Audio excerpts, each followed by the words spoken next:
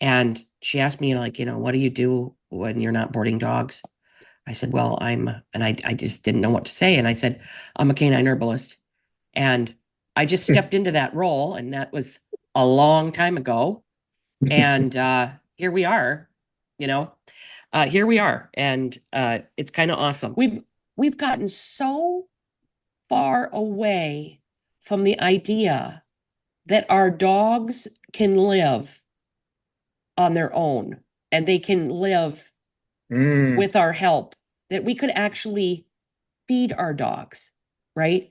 We could yeah. actually feed our dogs. We could actually have dogs that live long without uh, what I would call systemic veterinary care, like the type of veterinary care that's not adding to our dog's life, in my opinion. It is shortening our dog's life Mm. because, you can't look someone in the face and say, how old is your dog? They're all gray faced and absolutely look haggard, right? And they're 6. Yeah. That's embarrassing and it's a travesty. Or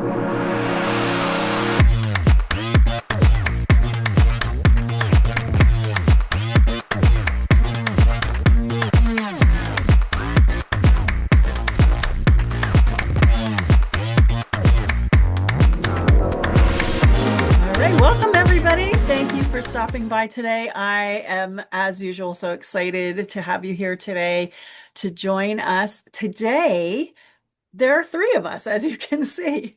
And I'm really excited to bring to you today our guest, Rita Hogan.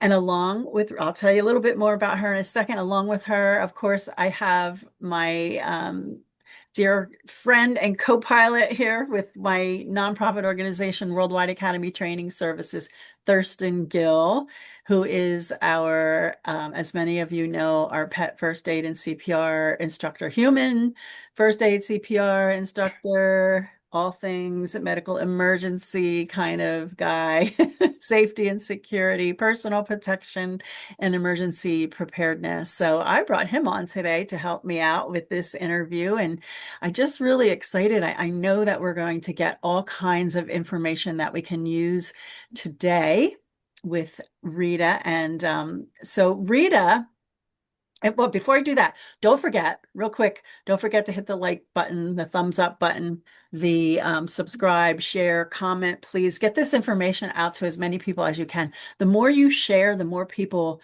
get to see it, the more it gets moved up in the algorithms on YouTube. Share it everywhere because I know we're going to have an amazing amount of information for you today. So anyway, this is Rita, and I'm so glad to have her today. She is a clinical canine herbalist with over 20 years of experience specializing in holistic canine herbalism.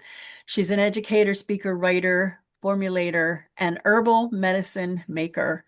She uses a combination of diet, flower essences, herbs, mushrooms, and phytoembryonic therapies. Whoa, that's my first question. Okay. Rita her work involves helping dog owners, natural practitioners, and veterinarians understand how to use herbs according to plant language. She believes in integrative holistic care where traditional herbalism complements and supports science-based integrative veterinary medicine. That's a mouthful, and that is a wealth of information. Rita, welcome. Thank you so much for doing this. I know she's really busy on her book tour, and let her tell you about that today. Thank you. Welcome. I'm excited to be here. It's awesome. Love Yeah. it. Well, we are so excited to have you. So let's and Thurston, you can, just jump in when you have a comment or questions, whatever. But I just want to Cool. let's start with what is a clinical canine herbalist? I'm going to take it right down to the very basics. Um, Clinical herbalism is seeing clients uh, day in, day out in health. For me, it's health balancing matters. I get a lot of cases that come from veterinarians that are having a hard time figuring a dog out. I get a lot of one-on-one consultations from all over the world. I work on Zoom. I also see clients in person, but not that many, actually. Um, it it's fascinating because I've been doing it for over 20 years in some capacity. And for me, it also involves research, it involves writing, it involves experimentation in my I would say laboratory, and not like animal experimentation, plant experimentation. But yeah, I mean, I just use a whole bunch of facets of natural medicine to help dogs have better health outcomes and longevity. Wow. And you've been doing this for over 20 years. How did you get started? Like what brought you in this direction? Well, I decided to start dedicating more time to going back to my roots of Western herbalism. That's, the plants that are here in North America. Um, Sorry, I have a little bit of allergies right now, so I sound like a underwater frog. Okay. But it I started boarding dogs kennel free in the mountains of Tennessee, about an hour east of Nashville. I had a little business called Almost Home Pet Farm, and I also had a holistic pug dog rescue. I'm a pug freak, and I rescued with a behaviorist. I rescued a bunch of pugs, like hundreds of pugs, over a period of 6 years, and um, I started using herbs and salves and natural medicine on those pugs when they come into rescue, because rescues don't have a lot of money. And I did have a lovely vet named Kevin Brummett who helped me with all my surgeries and kind of oversaw my craziness. And um, it, I just noticed, like with my boarding dogs, like how sick they were. Their parents would drop them off with a bag of kibble and a bag of pills and leave them there for weeks. And I would see them, just having a calm environment, see them start to improve. But I would definitely improve their bowl, add things that improve gut health and nutrition in general. And people would come back and pick up their dogs and then be like, my dog's so calm and better behaved. And I started having conversations with my clients and definitely seeing what works and what doesn't work, and having conversations about better kibble at the time. And I required it, actually. And after a while, after seeing the behavior modifications, I and the better health outcomes, I required it because the dogs were easier to deal with. And I just decided, you know what? I am going to dedicate my life to dogs and herbalism. And at that time, the internet was like that big, all you could see was a website and it didn't have much. I remember for like a year, trying to put a form on my webpage, right? A form. And so people could make a reservation online. Never did get to that. I still had to go old school. But I guess bookstores and libraries were my favorite places because I was able to connect with people across the world that had been writing books, and find out there was, animal herbalists, not specifically dog, but animal herbalists, a lady in England, and then these two vets, Susan Wynn and Barbara Foget, who Barbara's in Australia. I don't know where Susan is, but they wrote this book called Veterinary Herbalism. It's a textbook for veterinarians, and I read it and I was like, oh my God, that's amazing. And then this other vet named Cheryl Swartz, she wrote a book called Four Paws, Five Directions. And I think every dog owner should have a copy of that, because it changed my life. Like so many aha moments of, like, I knew the dog was an ecosystem, and I knew that everything was connected. And it's just like nature. You can't fill in a stream, right? With dirt and expect anything upstream and downstream to be the same. And everything is connected. Our world is an ecosystem. We're seeing failures in our ecosystems right now, because of pollution, right? And the body's the same way. It mimics nature. And I really did get to that. And so I just, someone asked me, one of the people coming out to board dogs that I had never met, they used to come for an interview, and she asked me, like, what do you do when you're not boarding dogs? I said, well, I just didn't know what to say. And I said, I'm a canine herbalist. And I just stepped into that role, and that was a long time ago. And here we are, you know, here we are. And it's kind of awesome. So that's So, Hey, Rita, I'm yeah, sorry. no, go ahead. A question for you. When it comes to uh, kibble, yeah. and nutrition, what is it that you find that's primarily missing in the kibble that we feed our dogs? That's a seems to be a big issue. It's been a big issue for the last, from what I can see, last 10 years or so, where people are starting to change what we're feeding our dogs, and for various reasons. But from your experience, what have you seen that pretty much targets the problem with kibble, other than the garbage that they probably put in it to make it? Yeah. Well,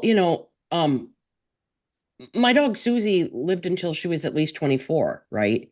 She never Wow. ate kibble. She ate raw milk, food scraps, uh, meat scraps. We lived on a farm, uh, parts of organs and, nasty things. She ate little animals running around, made me cry. And, she forced on herbs. I remember her eating blackberries and blueberries all the time. She ate apples, uh, she was not spayed. She was not over vaccinated. She did not eat kibble. Mhm. And now, I'm 54. So you fast forward, and now dogs are being labeled geriatric at 8 or 9.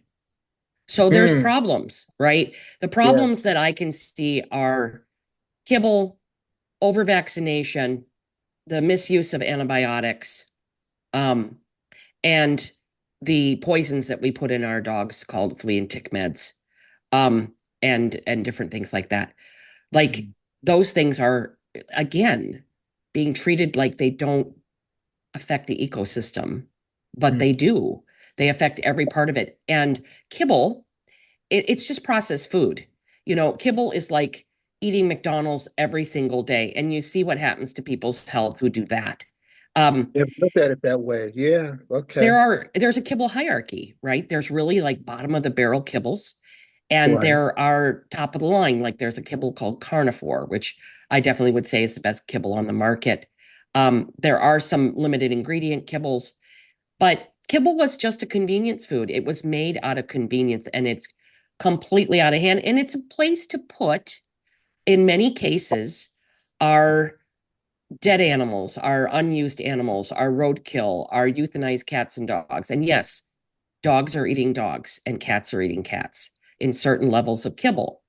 That's called rendered meal. It has everything in it, that everything that you're not using, everything from the slaughterhouses, everything from all over, including things like unused candy. I mean, plastics, it's nuts.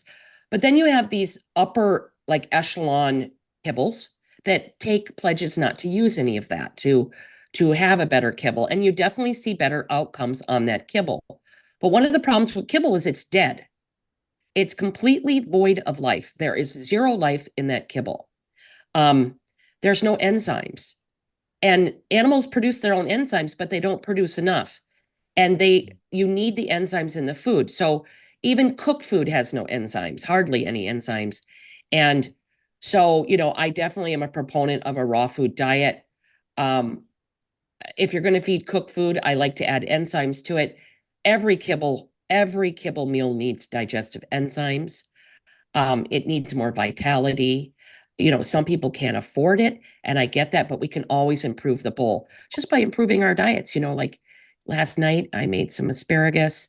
I don't eat, I really don't eat half the asparagus because it gets harder towards the bottom, and you can Yeah. take that, put it in a food processor and give it to your dog. And one meal scientifically proven to improve the microbiome of the large intestine, to feed the microflora, different types of variety creates different types of microorganisms.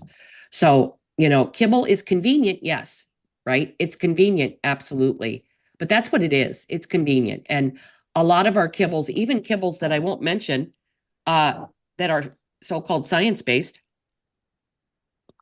that's all they are, is science. They are not food. They're corn gluten meal, they're soy protein, they're filled with glyphosate, they are filled with pesticides and herbicides and even cancerous tissue, which is in rendered meal, which is just disgusting. And so, I had a little pug. His name was Finbar. I talk about him in my book. And when he was in the vet's office like every month to every other month with pneumonia before he was 4. And watching your little pug suck air is like so awful. Yeah. And I turned that bag over. It was Purina 1 with yogurt, right? And the bag was like, had an iridescence to it and had all this like fresh cuts of chicken and fresh vegetables cascading down the front of the bag, right? And I didn't even think about it. I turned that bag over and I researched what those ingredients are. And I was so angry.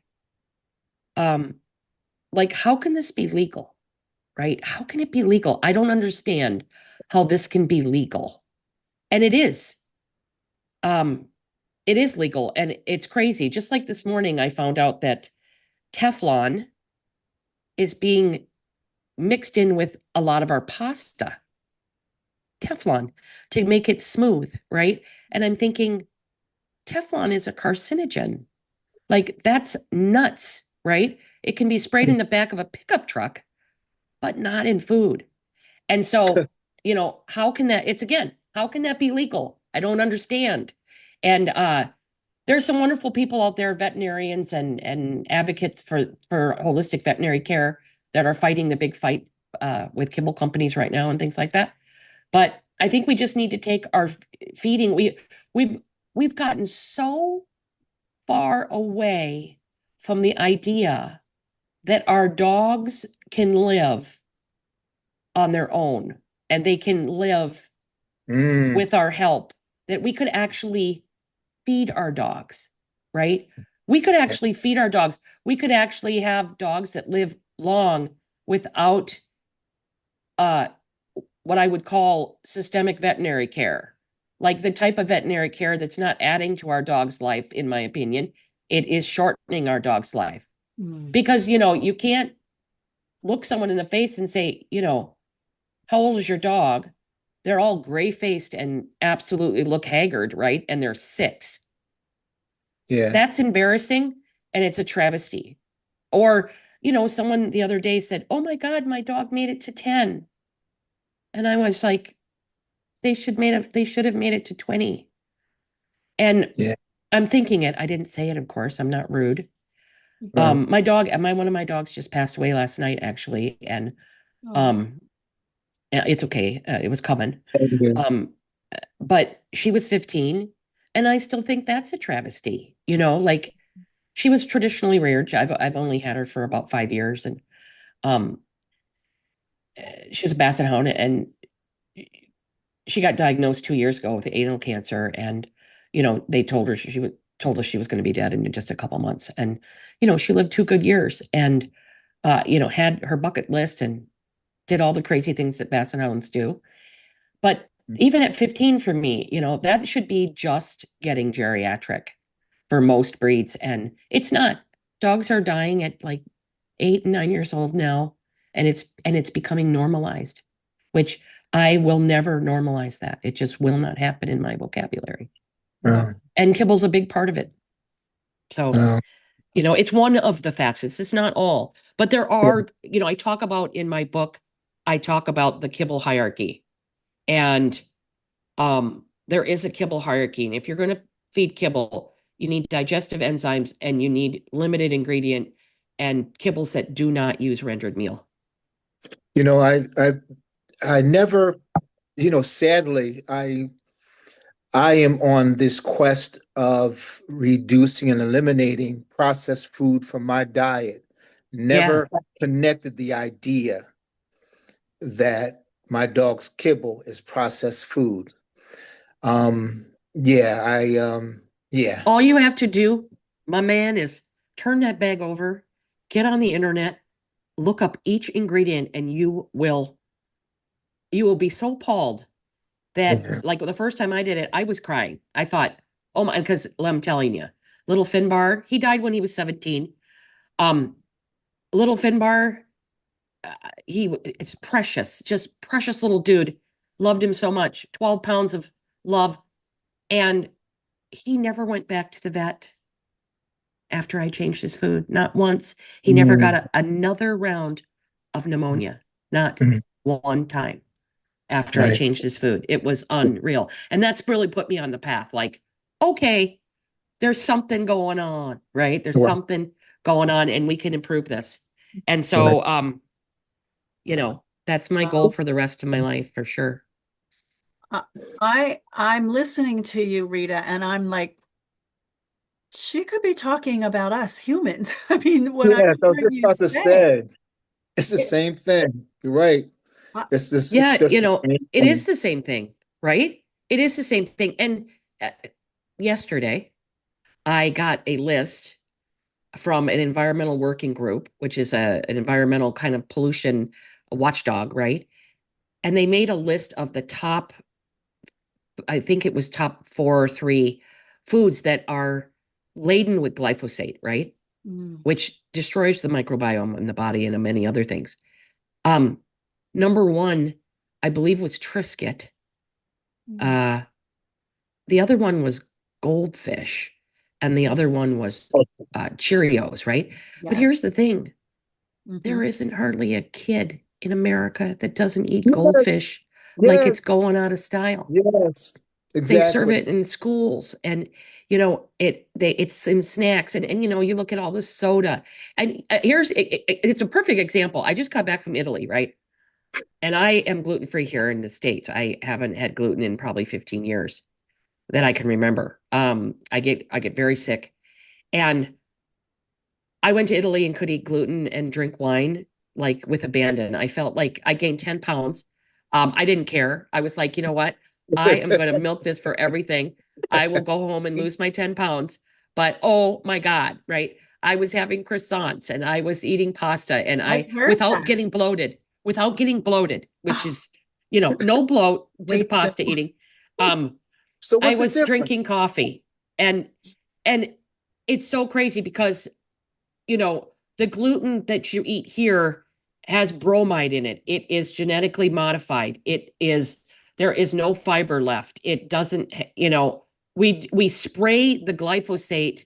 The wheat is sprayed with glyphosate as a desiccant that dries it out faster, um, so that we can produce more.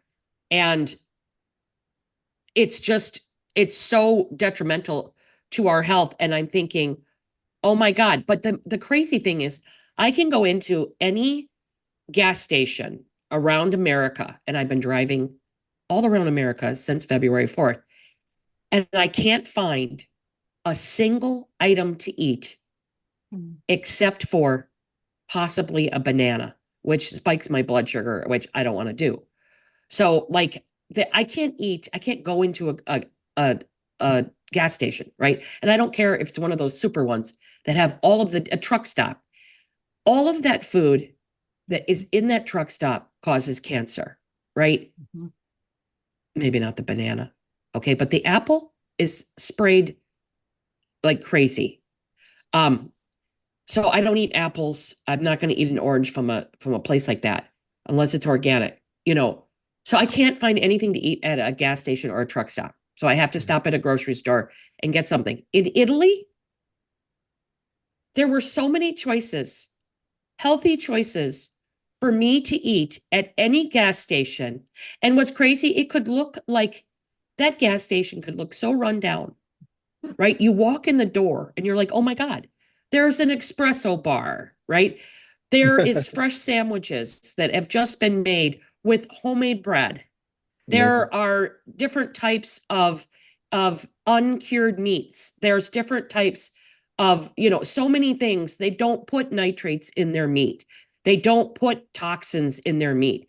their food is love, right? So it's like, it's so fascinating to me that you can drive anywhere that country and find a healthy choice, right? So Mhm. it's like, it's the same thing for food. It's the same thing for dogs. I don't know what they feed their dogs in Italy. I never did get around to that information, but it's fascinating to me that the food systems are systematically killing us and our dogs. And we Mhm. have messed up our food so much in America, but it's not too late, right? It's Yeah. just pollution. I We was can gonna, clean it up. yeah. We can change it around. The more people that see the benefits of getting processed food out of their diet, which will make you more sensitive, my dear, which is the most unfortunate part. You're just not feeling those sensitivities now, but you feel them a lot when you clean up your body. And it's I crazy. was, I'm a cancer, I had cancer in 2017. Um, so, I speak from the heart when it comes to the just absolute shit that is in our foods and our dogs' foods and our cats' foods. I was just gonna say that,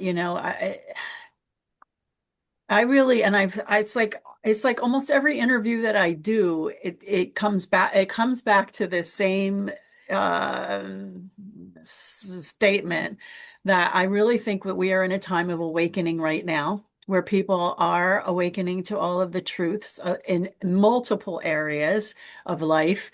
And this is one of those areas. So it's a good thing. We're seeing what has become of, what we have done, but we now can do something about it. And so that's exciting for me to see, like, okay, people are becoming more aware, and they are, and then it's up to us to take action, right? And we can do that starting in with ourselves and with our families. So when you said, because I'm learning today. I'm learning. This is a big learning session for me. That dogs should live much longer. Mm. I am thinking about, I call him my grand dog. He's a pit bull, Harley, my daughter and grandchildren's dog. He's 9 and he is on his way out. He got bit by a tick, and he is basically just a shell of himself right now. And I'm thinking, is there something we can do to help him yet? I mean, it's Yeah, pitiful. absolutely. There totally is. When I see him, I just cry every time I see him. So, just send me an email and I'll tell you 3 products that you can give him that will change his life if it's from ticks. Um, and and my book definitely will help. Page 137 I'm is gonna the write best that down page in right the now. book. It gives you a format for a protocol, but there are a few things that I was telling my friend who I'm in her house right now on in outside of New Haven, Connecticut, and there's lots of ticks here. Mhm. And I just told her, like, listen, every single one of you, your cat, your dog, your kids, your husband, you all need to be on what's called a homeopathic nosode, a Lyme and tick pathogen nosode. It's just like it tastes like water. Just take a few drops every week during tick season. It will help immensely. In case you get ticks, the issue is we're not going to win that battle, right? We're not going to Mm. win the insect battle. It's not happening. Nature is so much more powerful than us. It's going to be here when we're gone. You know, we're Mhm. not going to win that battle. We need to fortify the terrain of our bodies. We need to make, I I agree. never got COVID, right? Mhm. I didn't get COVID. Um, I worked so hard on my inner terrain during COVID that I, stayed in my house for the most part. I I had a great COVID. I have to say, I really dedicated myself to things I didn't never had time for. Mhm. And Mm. I Yeah. was busier than ever, but I did so much research and I did so much interaction with plant medicine during COVID. And I worked on my vitamin D levels. I worked on my selenium, my zinc, my vitamin C, and I never got COVID. And uh, the reason why is because I worked on my inner terrain. And I'm sure I got exposed to it, but I never became symptomatic. And that's the thing. We're never going to win the war on germs or viruses or ticks or fleas. They they affect people who are ill, who are their terrain is not tough. Their microbiome is depleted. Um, when I got cancer, I was a stressed out mess, right? Long story, sad story, whatever of why I was, but I wasn't taking care of myself at all. I just wasn't. I was working 16 hours a day. I had, I can't take a break. I had all these reasons and story that was absolute a crock when I look back. And um, when you are stressed out, your terrain suffers. When Absolutely. you're stressed out and in fight or flight, you know all about fight or flight, don't you? Absolutely. You're in emergency medicine. When you are in fight or flight, there's things that happen in your body, your ecosystem. Mhm. The liver goes on survival mode. So it's only doing the things that keep you alive, right? Exactly. And at a minimum, your digestion goes on survival mode. Your lungs are on survival mode. They're working really hard, right, for you to breathe and give oxygen to your heart. But they're not filtering pathogens like they need to. Your lymphatic system is doing the minimal. Your kidneys are doing the minimal. They're basically shutting down.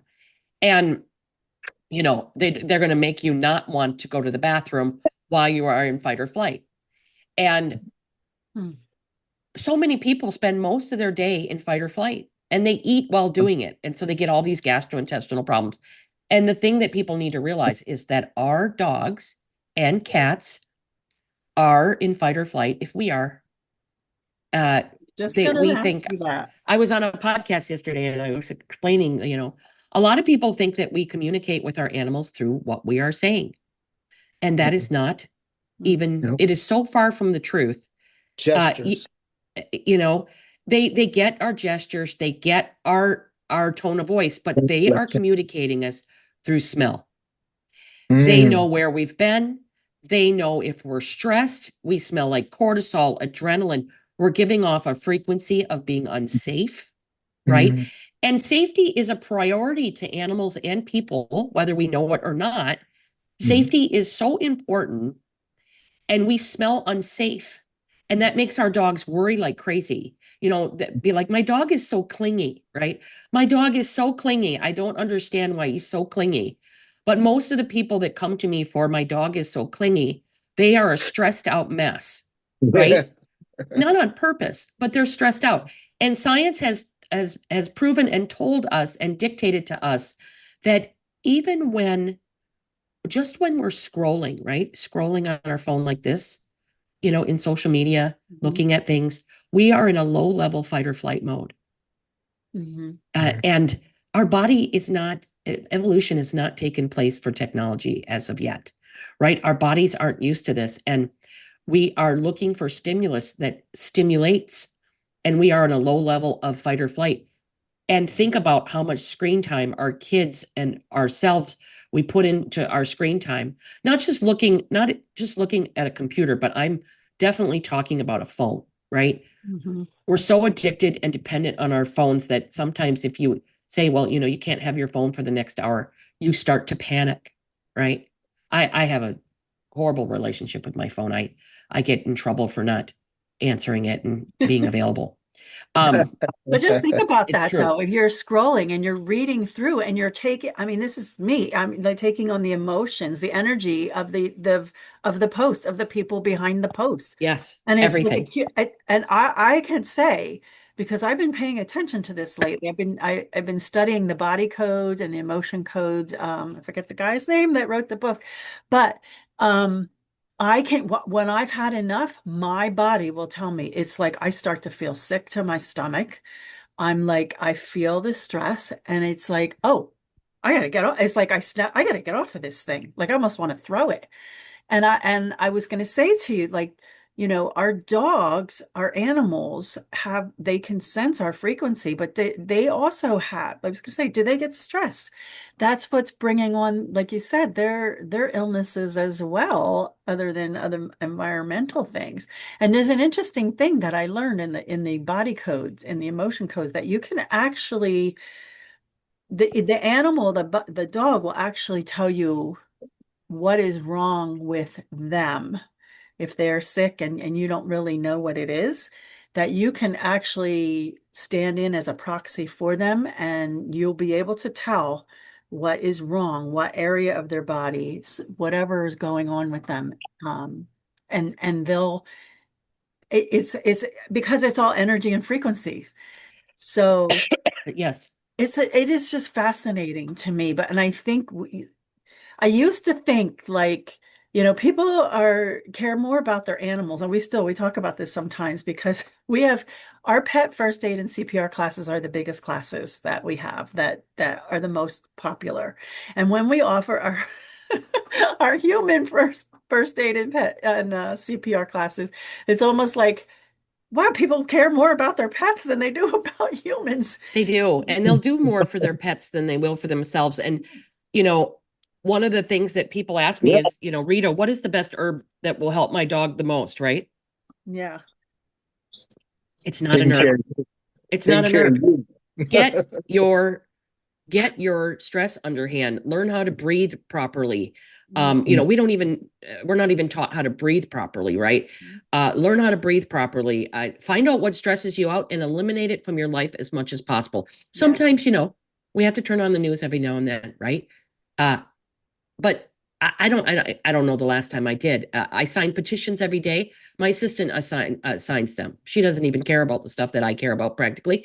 So, it's like she signs them for me because I don't want to see the images. I don't want to, I just can't do that in my life right now. I've got enough. And I don't want to be around negative people right now. I don't want to, you've got a good 15-25 minutes to complain to me, and then we're done, unless we're problem solving, or it's good to We listen, wish it could do right? You want that. to listen. But if But we go on and it's daily, yes, complaining, Moment by I moment. let's totally figure agree. out how to make your life better. And if you're not interested in that, then you know got to move on. And because of the fact that right now we need to take care of ourselves. We need to figure out how we work. And on that page 137 of my book, The Herbal Dog, it's how to make a holistic protocol for your dog. The number one thing to start with is to stabilize your dog's nervous system. And because it doesn't matter what you're feeding them, it doesn't matter about their liver or their lymphatics until you get their nervous system settled. Because if they're in fight or flight, their gut's not working. So they're not utilizing the food you're even feeding them. And Mm. to the ability that they should. They're not digesting well. Their lymphatic system isn't flowing well. Their liver isn't getting rid of toxins well. It's not processing those like it could if they were not stressed, as stressed. So we worked a couple weeks to get their nervous system calm. And I don't know if I mentioned in the book, but I might, to take some yourself if you feel you need it. There's everything in that book is human as well. I was gonna say, I'm Give gonna or get it take for the myself. gastrointestinal tract. Huh? I was gonna say, I'm gonna get it for myself. I need to get my Yeah. nervous system under. So Yeah, how you have to. so how do you? And I know we're gonna, we're gonna put links below, in the description of the video, where people can get your book. I highly suggest that they get this. How do you do that? How do you are there certain herbs that you tell them to give Yeah, them? definitely. Okay. Chapter 3 is the best chapter in the book. It helps figure out your dog as an individual. And once you figure out a few things about your dog, that will dictate what herbs will most likely Okay. work for your dog. And Okay. dogs that are more like uh, warm or hot and more uppity and loud and that bark a lot, those dogs need more what I would call sedation, like skullcap and California poppy and valerian, most of the herbs that you're going to see if you get a calmative in commerce, a chamomile, those are all cooling. Milky oats is another one that's really good. And then there's herbs that are adaptogenic. Those are more for dogs that, in general, they're more for dogs that are more on the cool side and that they worry. Those dogs worry a lot, and they are much more sensitive to stress. And those are things like ashwagandha, and I use thing like nettlebud and reishi mushroom. Um, uh, I think that, and there's adaptogens for dogs that are more hot too. But like urethral and uh, I like to use nettlebud and certain things like that. And I covered them all in my book. But those are definitely things that help calm and sometimes sedate the nervous system so that dogs can get out of fight or flight and have what's called more heart rate variability to be able to adjust their heart so that it is not racing and it's calm. And the heart really dictates the entire body, and it's so much a part of the nervous system because the nervous system really does dictate everything that's going on in the body and how well it's happening. And that's why, for me, it's number one, where a lot of people aren't even concerning themselves about their dog's nervous system health. So how would you know? Now, I know you did describe a little bit of the type of dog, but how would you know for sure, like which kind? And there's certain breeds that act a certain way that are more hyper, or how would you know that they would actually need to calm that nervous system down? Um, every dog needs their nervous But system calmed okay. in some way, fashion. Yeah, absolutely. We are living in a stressed out society, and I'm talking about America, Canada, parts of Europe. We are stressing ourselves out. We are on a 24-hour news cycle. We have way too much information that we have not been evolved to take that in. Before the internet, we didn't know what was happening on the other side of the earth. We got little bits and pieces, but it wasn't our concern, right? And that goes for the other side of the planet. We were not their concern. Right. We were more dealing with our own litter box, right? And now we care about absolutely everything, and it's being thrown at us, and it's all advertising, and it fluctuates for what we say and what we look at and what we do, and it's just so much information all the time. And then also here in America, productivity is how you are valued, right? Productivity. Oh my God, in Italy, I have to tell you, they stop doing things for the most part between 3 and 6, right? You can't hardly find a snack, nothing, between 3 and 6. You may be able to find a coffee. They're coffee obsessed, but and their coffees are this big. They're tiny, little tiny coffees. You go in and you go right at the bar, you drink it and then you leave. Like it's this big. And it's not the 72 ouncer. It's that big. Anyways, and it has nothing in it either. It's just, I did the cappuccino decaffeinato. That was my drink in Italy. I Okay, I'm loved it. so convinced. I've been wanting to go to Italy for so Oh my long. God. I highly That's recommend. my heritage, and I'm telling you, if I go, I'm probably not coming back now. I highly recommend. I highly recommend. But from 3 to 6, they don't open their restaurants till at least 6:30, 7 o'clock, and a lot of them 8 o'clock. Now, I'm not into eating at 8 o'clock. I don't understand that, and I don't want to. However, they just don't. It's just so weird. But productivity is how we're judged in this country, right? You need to be productive, and if you're not productive, you're a lazy slob, right? That's got to change, right? We need more time off. We need more time to breathe. We need more time to think. I think that we should all throw our phones away. People do get mad at me for not being available, but I'm not available 24/7. I'm not even for emergencies. I'm not available 24/7 because if I am, I'm not going to be here. Mhm. Right. And Yeah. people are like, oh my God, what if something happened? You know, this is how bad it is for me. I live with my 94-year-old mother. I love her beyond measure. Okay. She does real well. She lives on the other side of the house. Okay. She's got one of those things around her neck. And the reason why is because I'm on the complete other side of the house. I shut my bedroom door. I lock my bedroom door when I go to bed. Okay. And I turn my phone off. It's not on. She can't call me. And she has to press the button if something happens. Now, I will hear my dogs bark and I will, yes, my dog Gertie, anything happens to my granny, Gertie hits the door. But my cats and I, we go to bed, and sometimes my pug, well, my pug lives somewhere else, it's a long story, but when she sleeps over, my pug and I and my cats will go to sleep. But I guard my sleep like it is gold. And a lot of people would be like, oh my God, what if something happened to your mother in the middle of the, you know what? I'm not available. If something happens and I see flashers outside, I'm going to get up, put some clothes on, and go see what's going on with my mom. Or she'll knock on my door, right? She'll come and knock on my door, which is fine. But I am not sleeping with the phone on, See, I struggle with right? that one. I struggle with that one. Yeah. And my mother made it 85 years without being available via phone. Mhm. Um, Yeah, we did. she did fine, like, and I'm thinking about getting a landline installed.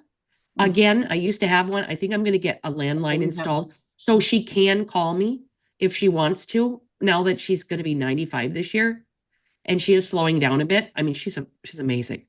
I mean, this isn't an old decrepit woman that I'm leaving by herself. She is amazing, right? But I'm thinking about getting a landline installed so she can call me. But the landline doesn't affect your health, Right. but the cell phone does. And I'm not throwing myself on my sword so that I can hear my mom maybe once a year in some type of something, right? Mhm. So Mm. it is that way. And that's where when I got cancer, I had to just draw the line. I'm like, okay, what stresses me out?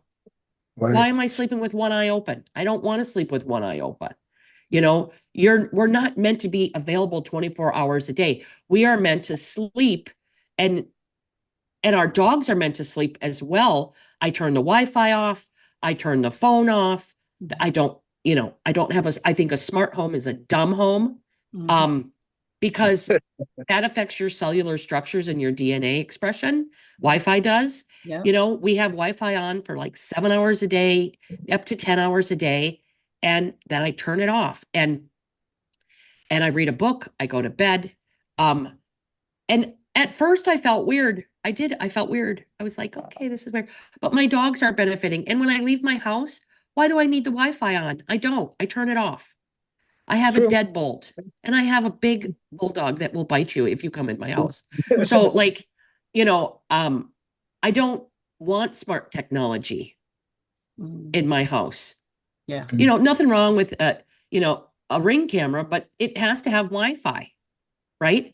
I'm Mhm. not leaving Wi-Fi in my home. I feel bad for people who live in apartments that have all that Wi-Fi, but the closer the router is to you, the worse it is.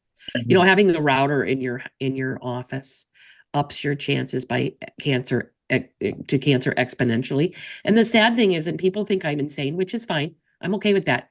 But here's the statistic: 1 in 2 dogs will die of cancer. Mm. And really, it's not a matter of, and with humans, it's getting to the point where it's not a matter of if, it's when, Mm. Yeah, right? it's getting crazy. Yeah, it's getting Yeah, it's crazy. getting crazy. Yeah. And in 2003, that's when I opened my boarding kennel. I had never met a person or a dog that had ever had cancer. So that is 22 years ago, Mhm. right? And what has happened in 22 years? Yeah. We never turn our Wi-Fi off in our home. We used to have dial-up, remember? Mhm. We used to have dial-up and we used to be hardwired. Yeah. We used to be hardwired. Yep. And then we got Wi-Fi. Wi-Fi came into our homes. Our food system has completely went to shit. I mean, literally, just terrible. And we are vaccinating our dogs out the roof for things that do not need to be vaccinated every year for. It's insanity. And I'm not an anti-vaxxer. So anyone who believes I am, I'm not. I don't believe in vaccinating dogs yearly. There is no science to it. And we're feeding our dogs processed food. We don't care about our water quality anymore. Our water quality is the same with our food quality. So like all of these things have changed in the last 23 years exponentially. I mean, you have to look at what's happening with humans and dogs. Yeah. And the products in our house, the atomizers and the scent that everything has to have a scent, and our cleaning products and our laundry detergents, even our cheap clothing, it all affects our endocrine systems. And so, I mean, it sounds all crazy and messed up, but all we have to do is on a daily basis and a weekly basis, just take like one thing and improve it, you know? Yes. Learn how to make your own laundry detergent. There's something you can do. Yeah. You know, there's a book called The Forever Dog Life. Okay. It's by Dr. Karen Becker and Rodney Habib. It's this little book that has these recipes for your dog. But in the back, it has how to make a HEPA air filter for your house. And filtering the air is one of the most important things that you can do for yourself and your dog and your cats. And you basically can make it with $30 using a box fan and a HEPA filter from the hardware store, right? You tape it onto the box fan. No, it's not attractive. But if you have the money to get a good filter, go ahead. But if you don't have the money, right? $30, it lasts for, I think, like 3 months. You put them in different areas of your house, and the air quality in your house will go way up. And that's another thing that's contributing to, we're spending so much time in our homes over the last 20 years. The average American dog gets 15 minutes of exercise a day. We don't even want to talk about humans getting exercise, right? We're sitting on our butts. We're looking at the screens. We're not getting up. We're not moving our bodies. In fact, Rita, that's what I wanted to ask. Yeah, go ahead. About dog breeds. It's a pet peeve of mine is that many of us, we're talking about stress of the animals. Yeah. There are certain breeds of dogs that are not, they're just not wired to be living in an apartment. Oh my God, absolutely. Absolutely. 7 Great days Pyrenees. a week, 24 hours a day. Yes. And we continue doing these things. I didn't, again, that was my pet peeve, but I didn't understand the impact. Not, it's just on the whole system, our whole system of lifestyle, and that's basically what we're talking about. Yeah.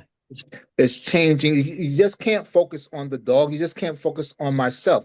If we're talking about beings existing in the same space, you have to think of the lifestyle that affects all of us. And you helped me think that, because I really didn't think of it that deep. So many dogs, border collies, Australian shepherds, Pyrenees, chow chows, some of our little terrier dogs. Dogs are meant to get exercise. They're meant to be in groups. They're a community dog, right? Chase a rat. It's fascinating. Our dogs need more exercise, but so do we. So and the interesting, depending on where you live, now, not like in Chicago and New York City, but like depending on where you live, if you see someone walking in America, if you see someone walking down the sidewalk, right, or the side of the road, they're either homeless to you or poor. there's got to be something wrong. Why are they walking? Right? They got a backpack on, and I hear people's comments all the time. Like, why are they walking?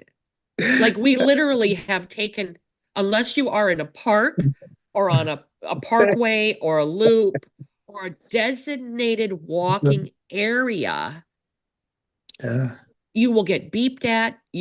I mean, even in certain areas in the country, riding your bike, you will get harassed. And that's why I'm saying, like, we are so far removed from being outside right now. And I don't think the pandemic helped that, but we are so far from being removed from being in nature for being outside right now. It's unreal. And I really feel we're feeling the effects of it. Like, we are feeling the effects of being in the house too much. We are feeling the effects of being isolated. Our cells are craving nature.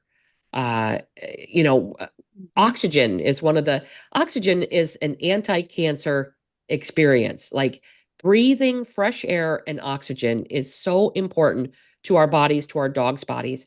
And even that, just for those of you that are listening, ask yourself, how much are you spending on your phone, and how much time are you spending indoors? Mm-hmm. We have gotten to the point where if we are in the least bit uncomfortable in America, if we're too hot, we're too cold, right? Yep. We have to be just right. Mm-hmm. Otherwise, we get too uncomfortable, and then we make this choice of, well, I can't go outside, it's too cold. I can't go outside, it's too hot.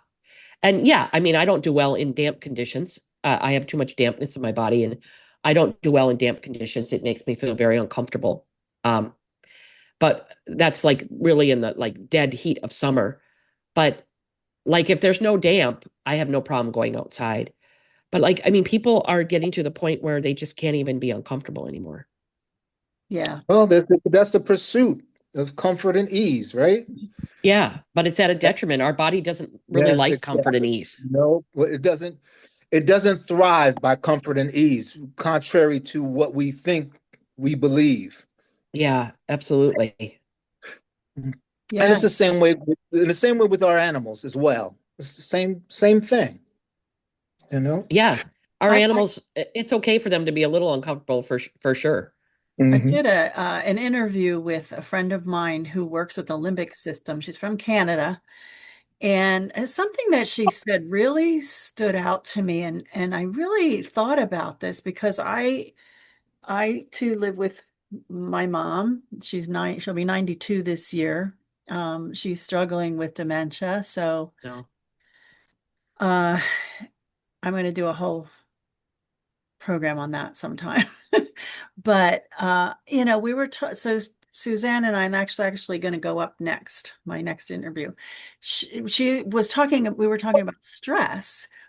And she said, we try to get away from the stress. We think and it isn't good on our physical bodies if we don't handle it, if we don't take care of it, right? But actually, stress is what actually, and I'm not quoting her because I don't know exactly how she said it, but this is what I took from it. It is not so bad because it moves us if it moves us towards something, if it moves us towards change, Hmm. um, and makes us stronger, right?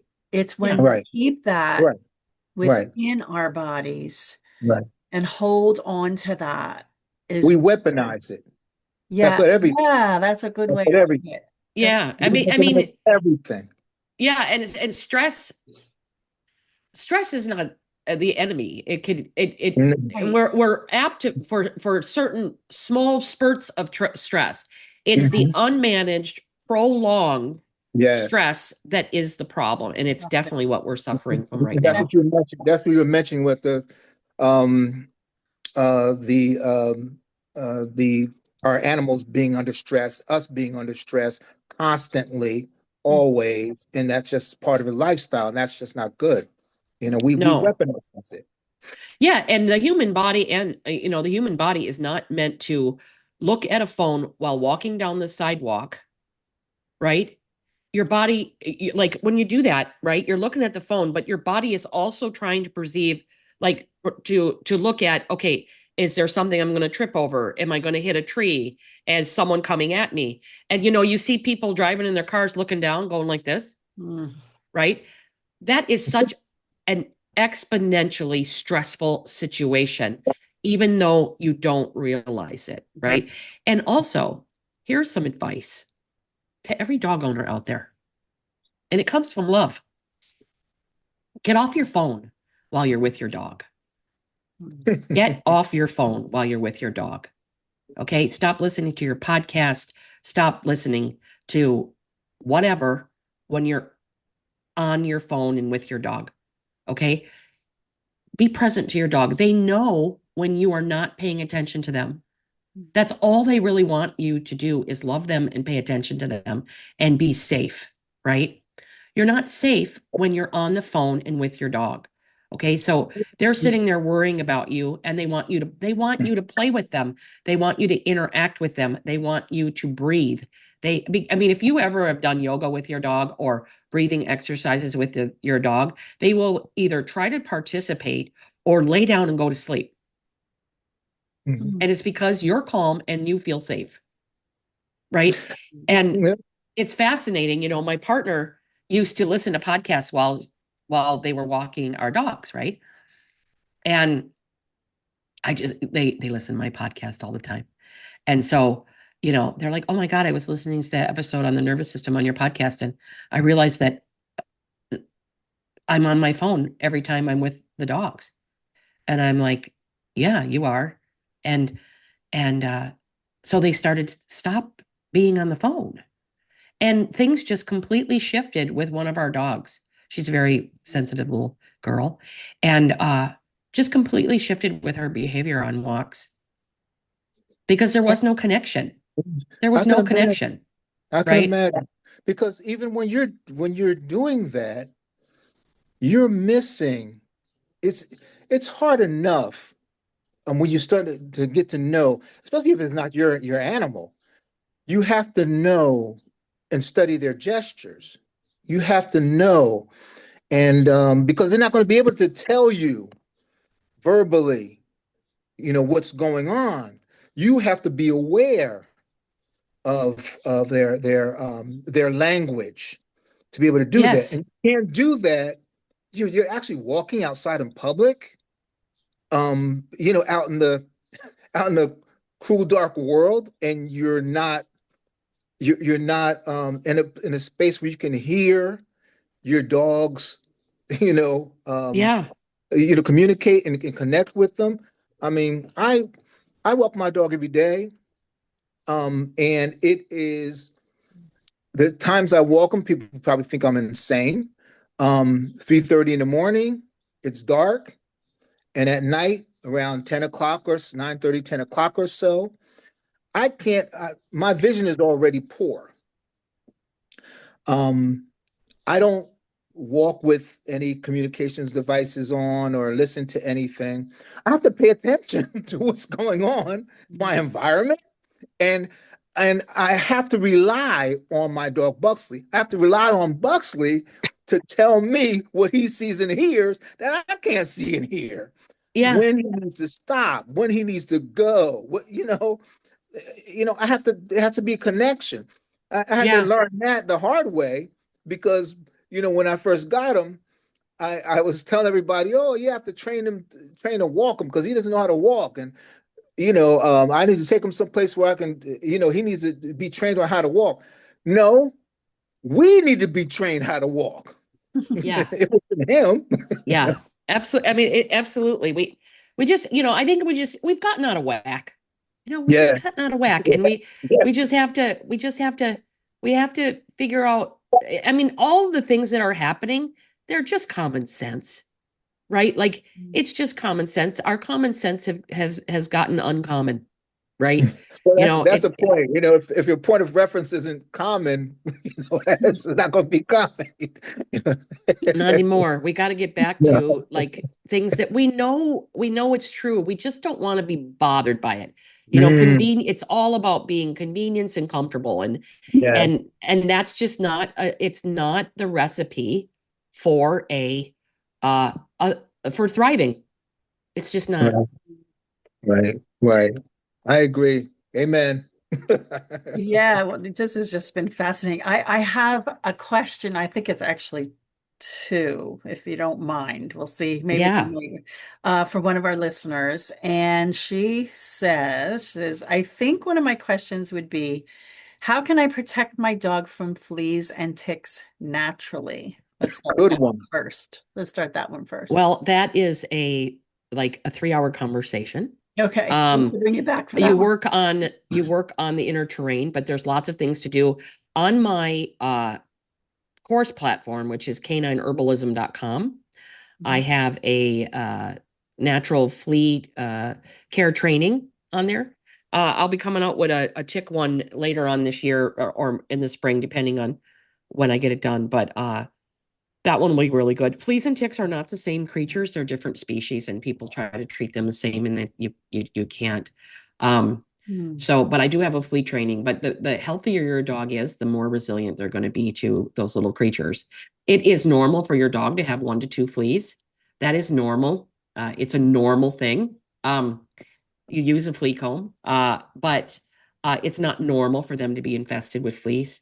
Um, so there's lots of things you can do, but I would definitely check that course out. What's your second question? So the second one is natural ways to help my dog with seasonal allergies. He's so itchy all year long except for winter. It's not his food, as I'm knowledgeable in that area, and make sure he's not having any of the top allergens, chicken, beef, grain. Um, well, a couple of things. So seasonal allergies are liver and lymphatics. So the liver and the lymphatic system need support. uh, Nettles, quercetin, um, different natural antihistamines because they don't shut histamine down, they just modulate it. So histamine modulators are good. Nettle is one of those things. Reishi mushroom is another one. Turkey tail mushroom, chaga mushroom, those are good histamine modulators. Uh, Quercetin is a great supplement to mix with nettles for seasonal allergies. But all of those things modulate histamine, but they also support the liver. Um, and if you have a healthy liver, you won't have seasonal allergies.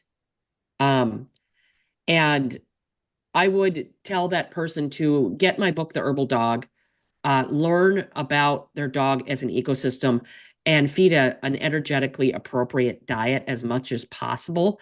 You'll learn about that in chapter 3, which will bring down the burden on the liver, but also work to improve lymphatic health, stabilize the nervous system, and gently support the liver. And if you start now, by next year, they probably won't react to anything. I Okay. have a question. Yeah. I have, you, Donna, was that all the questions that No, came in? I was just gonna say, and people can get these herbal supplements. Is it just at a natural food store? Or you have to get it online? So if in my book it'll say see the herbaldog.com for more information. Okay. Um, my publisher wouldn't let me put anything in the book that could go out of business or anything like that. So, Mhm. on that website, there's resources for all the countries that my book is available in, for Okay. different types of places to purchase herbs and supplements and herbal remedies. Okay. Yeah. My question is, how do you deal with pet bad breath? So pet bad breath is usually one, stress, uh, a poor microbiome, bad teeth. Mhm. Um, so one, you're going to make sure that your veterinarian looks at their teeth, make sure you're doing things for good teeth. I love a product called Teef, Teef.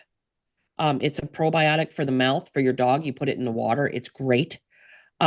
Parsley is really great for bad breath, chlorophyll, like things like chlorella or spirulina, parsley, things that are high in chlorophyll, different types of greens can help with bad breath.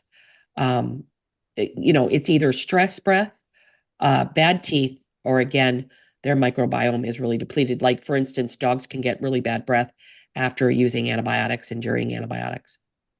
Mm. Wow. Yeah, but doggy breath, it can be a thing. So there's things that you can spray. On my course platform, I have a oral health course as well, because the fleas and ticks and oral health are not in my book. So So on okay. your my book is 457 pages Wow. already. It just couldn't be Yeah. any bigger than that. Wow. So Sure. they wouldn't let me put certain things in there. So I have a course on a training. It's kind of more of a training on oral health, and then what products to use, where you can purchase them, and all that good stuff, and the same for fleas. So Okay. Thanks. on your course platform, do people have to be a member? Is it a subscription, paid, course by course? There's a few things on my it's canineherbalism.com, and I have like what's called the Canine Herbalist Advisory. That's a subscription group. It's $25 a month. You can ask me any question, unlimited question about anything, because I also work with humans, and some horses and cats. And so, like, you can ask me any question. Um, Currently, I'm learning about chickens. And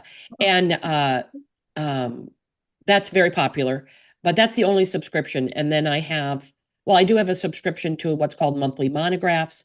Those are like one herb a month that we go in depth in. I have a level 1 canine herbalism course. I have a certification track there. It's a 4-year track, but the level 1 is for everyone. Um, I have a canine energetics course. I have the oral course, a flea course, and the phytoembryonic therapy course. So I have a few things on that. And then my podcast, Dogs Are Individuals, is on there. Okay. And then at canineherbalist.com, that is my consulting platform and my store. So I make a lot of my own herbal remedies, and I sell a lot of my colleagues' remedies that I know are good. So there's a lot, to be had with me if you want to get more information. But yeah, phytoembryonic therapy. That's why I was in Italy. So I was doing I was on a research trip in Italy for phytoembryonic therapy. That is using plant stem cells, so the embryonic parts of different plants, for deep systemic detoxification and healing. And they're very, very good at getting like heavy metals out of the body, detoxifying plastics, um, dealing with like deep-seated disease, uh, whether it be cardiovascular or musculoskeletal or nervous system. They have some really great remedies, and I've been using those for about 10 years. So I absolutely love phytoembryonic therapy. Wow. My goodness. Well, I'm on overload. Yes, This definitely. has been You got a lot to learn. amazing. Oh my goodness. Thurston, you have any other final questions or comments? No, that was all. My two questions were fleas and ticks, which she mentioned, and I'm sure they were the popular questions for most people, and breath. Well, I have a tip for you, Uh-huh. because you're in emergency medicine. I have Mhm. a tip for you. So, in your medical kit, get a jar of powdered yarrow. Powdered Okay? yarrow. Okay. Powdered yarrow for dogs and people. Okay? If someone cuts themselves super deep, I don't care if it's right down to the bone, Hmm. right?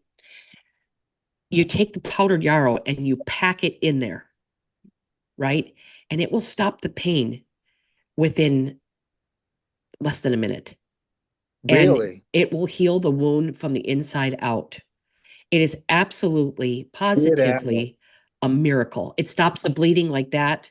It's a stypic.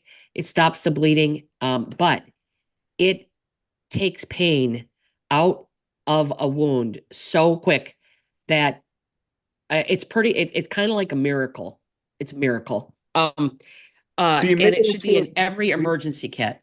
Rita, do you make it into a paste No, to put it in, or no, you mm-mm. just You okay? just pour the powder in. It'll get sticky with the blood. Okay. Um, and you just pour it in, and you Mhm. might have to do it twice, and then you can wrap it and leave it. Right. It's amazing. Like I can't tell you the uh quote unquote miracles I've seen it do. I learned about it from one of my mentors. His name is Matthew Wood, and he tells about this story about this guy that cut himself with a chainsaw, Mhm. right down to his bones, and even nicked the bone. And they didn't have anything. They were out in the forest, and they had yarrow, and he packed it with yarrow, and it was amazing because the wound was like healed in like 4 or 5 days, and he had hardly any pain with it at all. Because that something like that can throw you into shock. Mhm. Oh And yeah, that's you hey. know, So do you have a section or in your book, or is this a separate, potentially separate training just for emergency medical? yeah, Um, I'm gonna create a training for emergencies next year. But the information about yarrow and the wound is in my book. Um, oh, I think it's under like these little tips that are throughout my book. But gotcha. yeah, yarrow is amazing. And there's another one that I absolutely love. It's a product, but you can also make it yourself. Um, it's called Adored Beast Go To, but it's a blend of homeopathic arnica and aconite, and you spray it in the mouth when people are in shock or they're really afraid, right? They get hurt and they start to panic.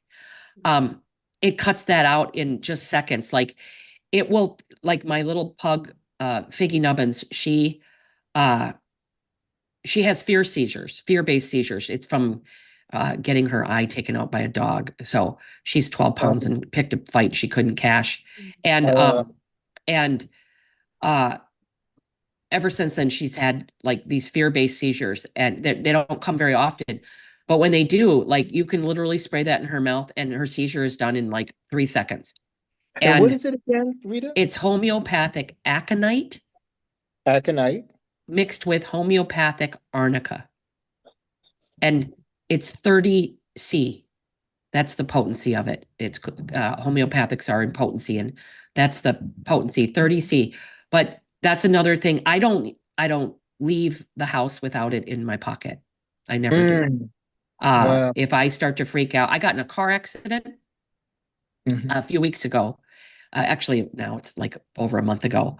Uh, right before I left for Italy on the crazy interstate outside of New York, I smashed into someone on the interstate. It was terrible, and I walked away from the accident, but I was shaking so hard I could barely speak.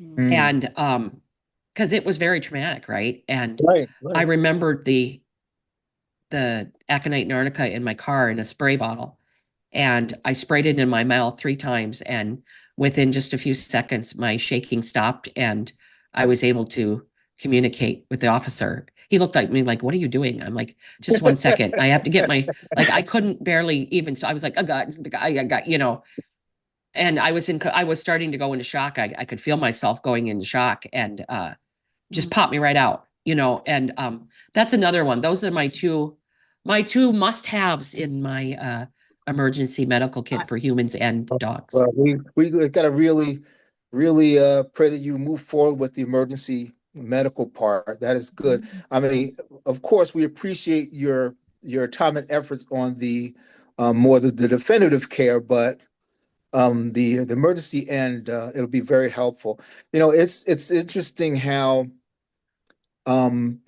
we've advanced so far from in terms of human out of hospital medical care. It is phenomenal. And we're just, and of course, we're reaping the blessings of it for those that are trained and utilizes the research and technology.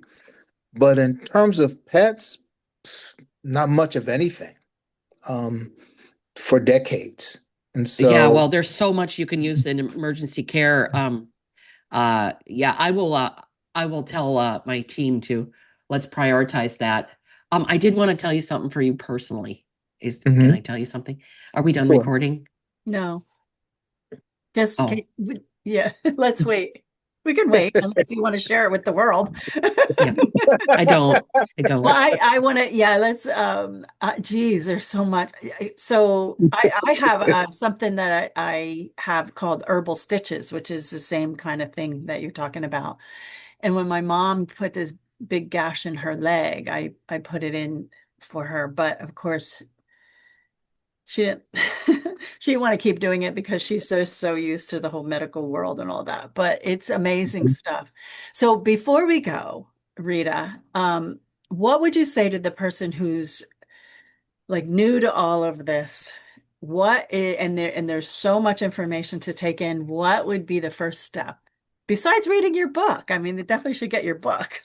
Yeah, I definitely would get my book. And I also would get I definitely after that I would get the book Four Paws, Five Directions by Cheryl Swartz because, like I said, everyone should have one.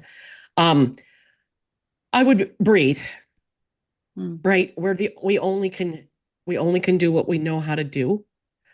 Um, I would tell people to start trying to trust their intuition. Um, learn, just learn something new every week.